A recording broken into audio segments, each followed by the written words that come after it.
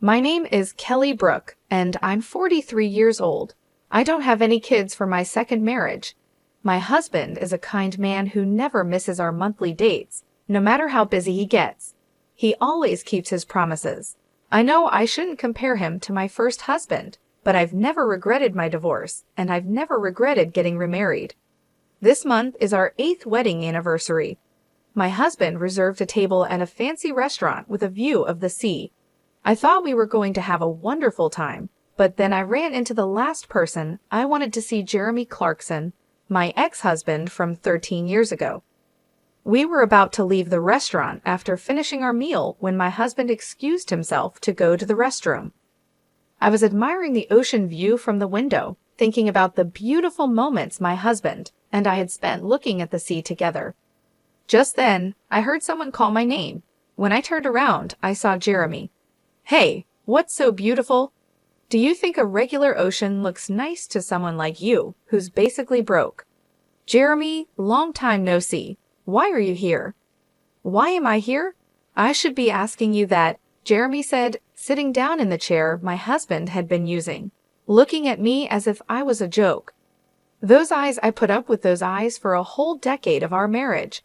I never thought I'd run into you here. Can someone like you, who doesn't have much money, really eat at a fancy place like this? Can you even afford it? Or is this a once-in-a-lifetime thing? It's our wedding anniversary. Ah, I see. Poor people can only come to places like this on anniversaries, huh? I come here often, you know. You're still pathetic. Isn't there someone with you? Yeah, there is. I just sent her to pay.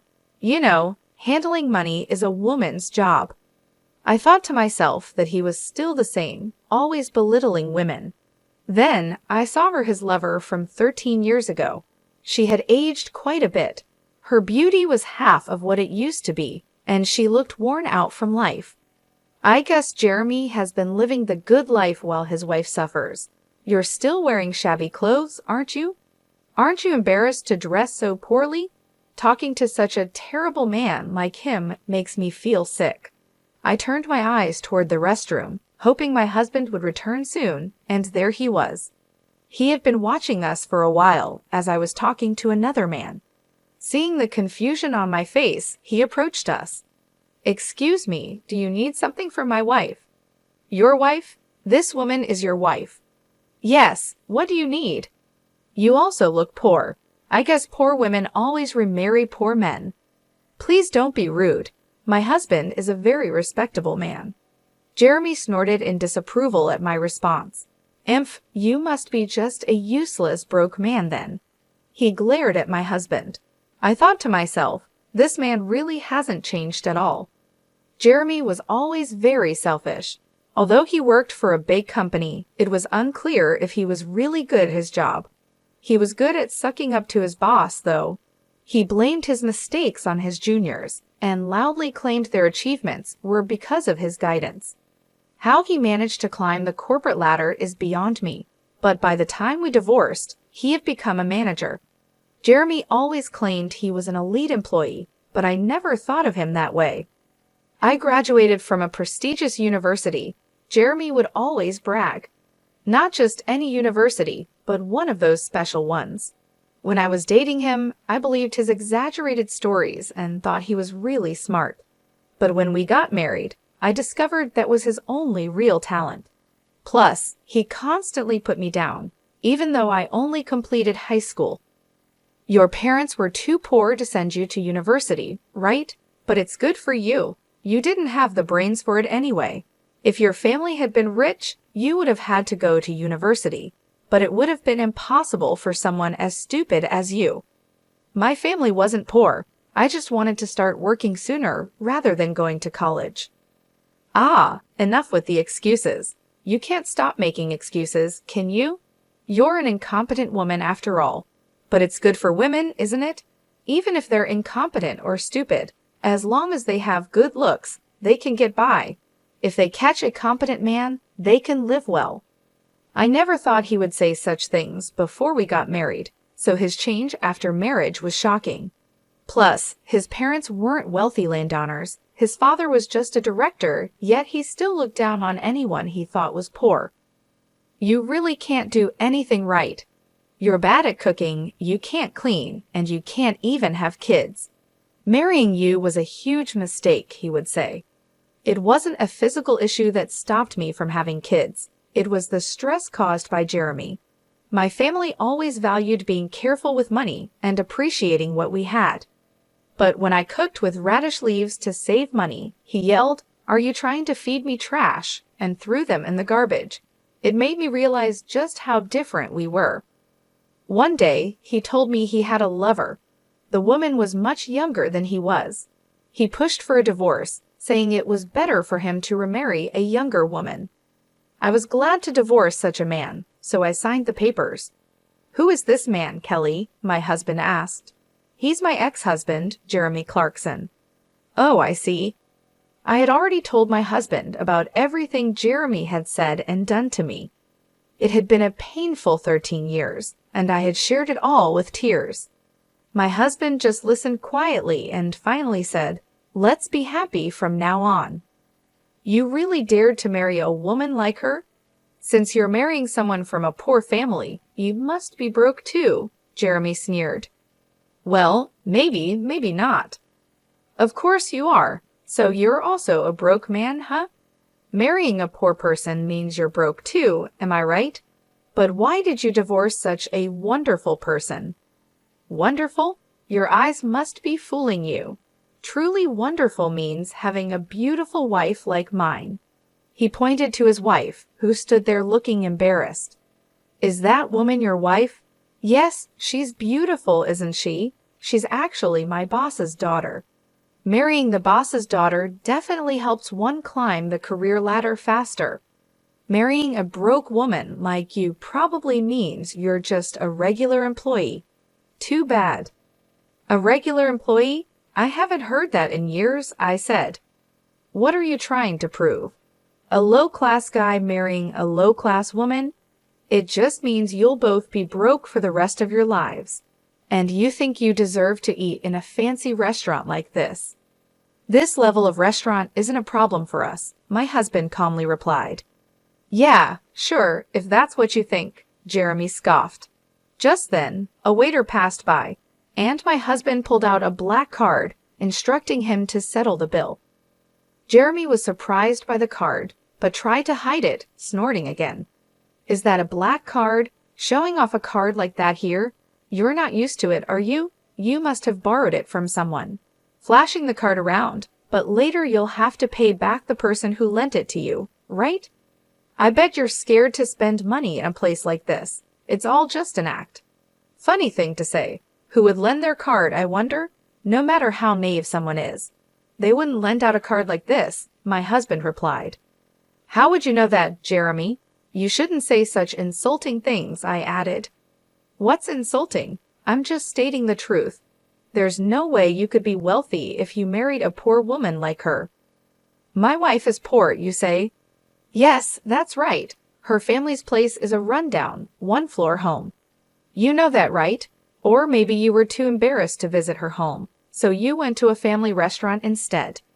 Meeting her parents at a family restaurant for a marriage proposal is unheard of, but for poor people like you, it's probably normal." "A family restaurant, huh? The fact that you thought of that means you must have done it yourself, right? If you hadn't experienced it, you wouldn't have thought of it." "What are you talking about? I'm not short on money. I wouldn't do something so cheap." "Yet you came up with it. I never would have thought of that," my husband said, then turned to me. "Right, Kelly? What about you?" "Well, I think I'd like to go to a family restaurant occasionally, but we rarely get the chance," I replied. "Exactly. You're lying. When you were with me, you were happy to go to family restaurants." "That's because I had never really been to one before." "Oh, I bet. You sure talk big now, coming to a fancy restaurant like this, acting all important." "Maybe that's you. It seems like you don't fit in this kind of place." "What? You think I don't fit in here? There's no way I'm out of place. You're the one who doesn't belong here. Do you even know who I am?"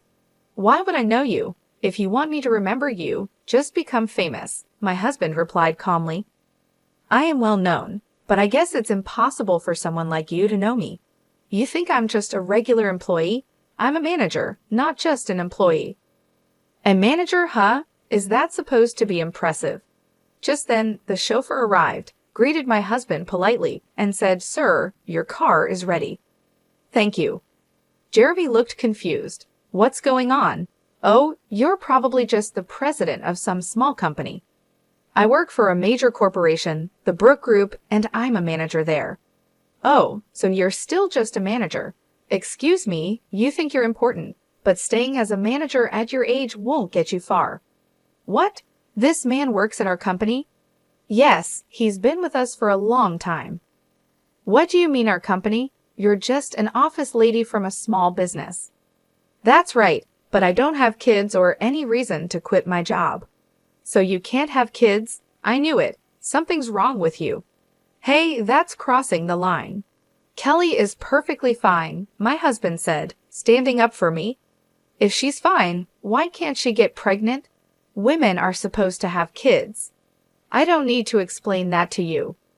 "You can't say it because it would prove something's wrong with her." "This man is hopeless," Jeremy said. "Yes, he's beyond saving," my husband replied calmly. "This man's name is Jeremy Clarkson, right?" "I understand. He's fired. Kelly, please contact HR." "What? What are you saying? You think you can shock me with that?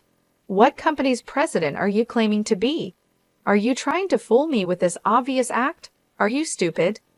"Jeremy, my husband, is the president of the Brook Group." "What? That can't be true," Jeremy exclaimed, but the driver nodded with a look of pity. "Seriously? Is he really our president?" "Yes, and I am his wife and the vice president of our company." "That's ridiculous. How could Kelly from a poor family end up as vice president with just a high school diploma?" "Those things don't matter. Whether someone graduated from high school or college doesn't determine their worth." "That's ridiculous," Jeremy stammered. "I will never forgive anyone who insults my wife," my husband said firmly. "But there's a union. The union will protect us employees." "You're a manager, right? Managers are not union members, so you are not protected by the union. Didn't you know that?" "Seriously?" "Well, you better prepare yourself. Since you insulted my wife, you must face the consequences." Jeremy looked stunned, but my husband didn't care and asked me if we should go. We left the table. That night, perhaps bothered by what happened, Jeremy called, but his tone was completely different from his arrogance earlier. "Kelly, it's been a while." "What do you mean? We already talked this afternoon, Jeremy." "Ah, yes. What can I do for you? Your dismissal hasn't been processed yet." "Ah, you guys were just joking, right? About you being the vice president and your husband being the president?" "No, it's all true. I'm surprised you don't know who your own company's president and vice president are." "But why would you be the vice president?" "Because the best way I can support my husband is by being in that position." "But it's strange. Why would a high school graduate be the vice president?" "It's not strange at all. I only graduated high school because I wanted to start working early. But after we separated, I earned a college degree." "Huh, really?" "Yes, there are schools you can attend from home." "So you really are the president's wife?" "Yes." "How did you manage to marry the president? When did you get married?" "We got married after I divorced you. I met the president soon after, and we dated for about 5 years before getting married." "Married? Why would the president take an interest in someone like you?" "Stop being so rude." "Oh, sorry. Connections are strange, aren't they? I just happened to meet the president. But even so, why would he marry someone broke like you? Is he a philanthropist?" "No one marries for charity." "If he's not a philanthropist, did he marry you to make you his slave?" "Maybe today you got lucky and got taken to a fancy restaurant, but usually you must be having plain meals and living a difficult life where you can't even buy what you like, right?" "Why would you think that? That's not true at all. You're the only one who would do such a thing. There's no way you could marry such a rich man." "Why do you think so?" "Rich people have connections with politicians and other wealthy people." If a poorly raised woman like you shows up at their parties, it would embarrass the president. Or maybe he lets his mistress attend those instead. You're making wild assumptions. If you keep looking down on me like this, you'll truly regret it. I'm just concerned for you. A woman with a poor upbringing like you marrying a rich man like the president will only suffer. A regular employee's husband would suit you better. Marrying someone richer than me, you must be a foolish woman who can't see ahead. Who's the fool here? If you called just to say that, I'm hanging up. No, wait, I'm not trying to insult you. It's just true that you come from poverty, and that can't be helped. Thinking I'm looking down on you for that is completely wrong. You say I come from a poor family, but my father is wealthy. Your family is poorer than mine. I didn't mention it back then because of your pride, but your family home isn't even half the size of mine. Your father is just a department head, and you're still just a manager. That's not true. When I proposed to you, you were living in a small single-story house. That was because we were renovating our home at the time. We had stored all our belongings elsewhere, and it was just a temporary residence. There was no need to move to a big house. My mother said so. That can't be true. You don't have to believe it, but since the renovation is finished, even if you say you want to visit my parents' home, you've stubbornly refused to go again. I couldn't tell you the truth. Who would want to visit such a poor, run-down house? You really are hopeless. Then I'll send you a picture. This is my family home. You'll see from the picture. I sent a photo of a large mansion. That's my house. I lived there for a while after our divorce. What? That can't be true. It's true. If this is true, then why were you working as an office lady in a small company? If you're so rich, you wouldn't need to work. And if you did work, wouldn't it be at a large corporation? My father is the president of a major company. That company was a new one he started. When it was time to decide who would be the president, my brother was chosen for the role, so I volunteered to handle the administrative work. Now, that company has grown to the top of the industry. Is that true? Were you really so rich? Yes, this is the truth. This is the real me, the person you used to look down on. So that's why you could marry the president? That's not it. I met the president because we shared the same hobbies. We met through our interests and hit it off. He didn't know I was from a wealthy family, and I didn't know he was the president. So you're at the company where I work because of that. How long have you been at that company? I joined right after our divorce. I had a connection by chance. Why? When you were with me, you were just a clerk at your brother's company. After we divorced, you changed jobs. That's right. My brother's company grew a lot, and he told me it was time to do what I love. So I decided to pursue what I always wanted to do. Then, just as a senior position became vacant, they offered me the job. But at that stage, I still had no connection with the president. He was still someone high up, out of reach. I don't understand. How can you have connections like that? Do rich people just connect with other rich people? That's why I'm saying those things don't matter. It's your mindset that's holding you back as just a manager. I wonder why your wife hasn't gotten tired of you yet. She can't get tired of me. I'm supporting her. Keep up with that attitude, and you'll get what's coming to you. Anyway, that's the situation, so stop belittling me already. I wasn't trying to belittle you. I really thought you were poor. About that dismissal you mentioned this afternoon. Oh yes, your dismissal. After all the mocking you did, it's only natural you'd be fired. That would put me in a tough spot. Can you talk to the president so I don't get fired? What? You were just mocking me a lot, and now you're asking not to be dismissed? That's impossible. You know I have nothing but resentment towards you. Why? The fact that you don't think you're resented is truly surprising. What have I done to you? There's too much to even remember. It's that much. I bet your wife thinks the same as me. Why don't you ask her what she really thinks? Though I doubt she'll tell you. I only said those things because I thought you were poor. Why do you think I'm mocking you when I'm just being honest? Once words are spoken, they can't be taken back. You should understand that as an adult. I do understand that. Then you should understand why you're being dismissed, right? No, I don't understand at all. Please, I'll be in trouble if I'm fired. If it were just about this afternoon, the president might have overlooked it, but then you had to call and ask all these questions. My husband is here now, frowning. He really thinks you're hopeless. Maybe you should just give up. There's no saving you. No, if the president is right there, why can't you just say something? It's only natural for a husband and wife to be together. Besides, you didn't ask if someone was with me, did you? That's true, but you've made things worse for yourself. You mocked not just me, but my parents and my husband too. Look, I didn't think you'd get this angry. Please forgive me. If I had known you were wealthy, I wouldn't have said such mocking things. I won't say them again. Please forgive me. Just give up. I think your dismissal order will come down tomorrow.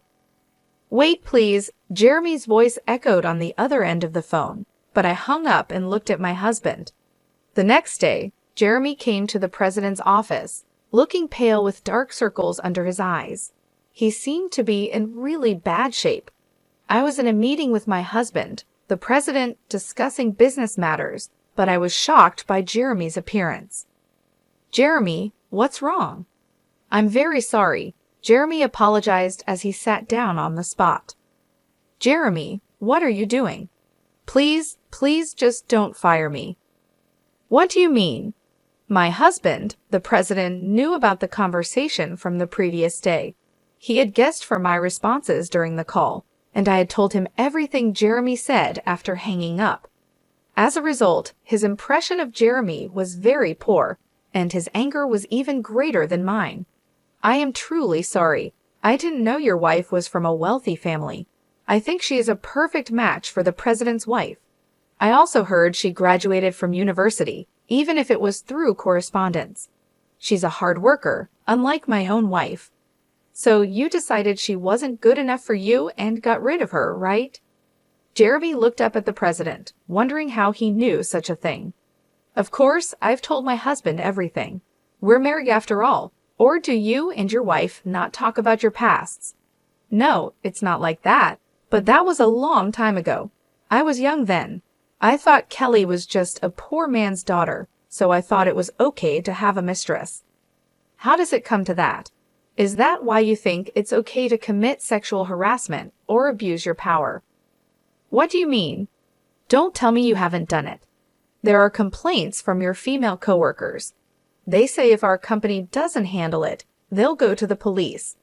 Our company was just discussing what to do about it when your disrespectful remarks came yesterday. It's really hopeless, isn't it? That's right.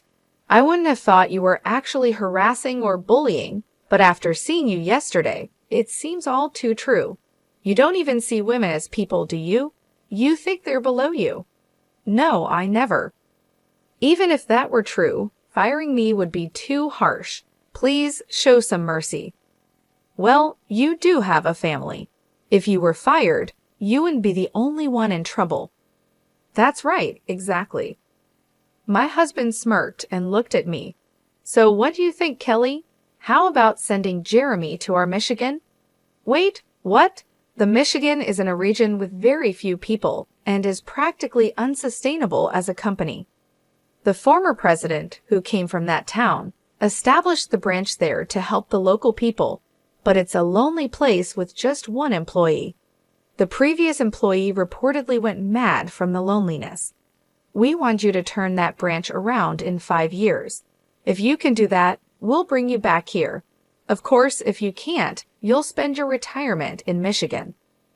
Thank you, I appreciate it, Jeremy said, thinking it was an act of mercy from the president. He set off for the Michigan, but both my husband and I knew it was an impossible task.